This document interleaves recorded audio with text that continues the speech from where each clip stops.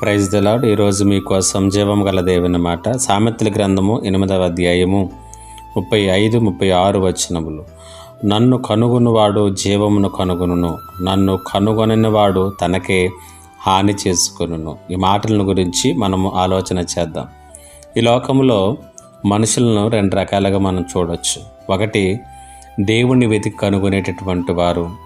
రెండవది, ఈ లోకంలో దేనిని వెతుక్కునేటటువంటి వారు. వారినే బైబిల్ గ్రంథము అజ్ఞానులు అని పిలుస్తూ ఉన్నది. జ్ఞాని అయినటువంటి సొలొమోను సామెతల గ్రంథం 8వ అధ్యాయము 35-36 వచనాల్లో ఆయన చెబుతున్నటువంటి మాట, దేవుణ్ణి ఎవరైతే కనుగొంటారో వారు జీవాన్ని కనుగొన్నవారు అవుతారట. దేవుని యొక్క కటాక్షము ఎల్లప్పుడూ కూడా వారి మీద ఉంటుందని తెలియచేస్తున్నాడు. దేవుణ్ణి ఎవరైతే కనుగొనలేరో వారికి వారే హాని చేసుకుంటారు అనేటువంటి సత్యాన్ని కూడా ఇక్కడ తెలియచేస్తున్నాడు. కాబట్టి జ్ఞానము గలవారు దేవుణ్ణి వెతుకుతారట, అజ్ఞానులే ఈ లోకంలో ఉన్న వాటిని వెతుకుతారట. ఎందుకు ఈ మాటలు వింటున్నటువంటి నీవు ఎవరిని వెతుకుతున్నావు?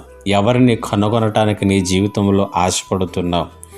జీవము నీకు కావాలనుకుంటే దేవుని యొక్క కరుణా కటాక్షములు నీపైన నీ కుటుంబం పైన ఉండాలి అనుకున్నప్పుడు నీవు కనుగొనవలసినటువంటిది ఏమిటి అని ఆలోచన చేస్తే ఆస్తులు కాదు, ఐశ్వర్యము కాదు, పేరు ప్రఖ్యాతులు కాదు, దేవుణ్ణి కనుగొనాలి. ఈ మాటలు వింటున్నటువంటి నీతో దేవుడు మాట్లాడుతూ ఉండగా దేవుణ్ణి కనుగొని జీవాన్ని సంపాదించుకుంటావో, లోకమును సంపాదించుకొని జీవాన్ని కోల్పోతావో నిర్ణయించుకో.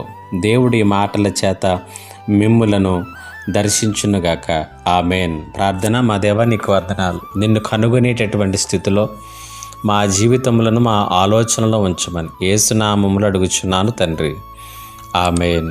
ఇంకా ఎవరైనా మా ఛానల్ని సబ్స్క్రైబ్ చేసుకోకపోతే దయచేసి సబ్స్క్రైబ్ చేసుకోనండి. అలాగనే అనేకులకు షేర్ చేయండి. దేవుడు మిమ్మల్ని దీవించునుగాక. ఆమేన్.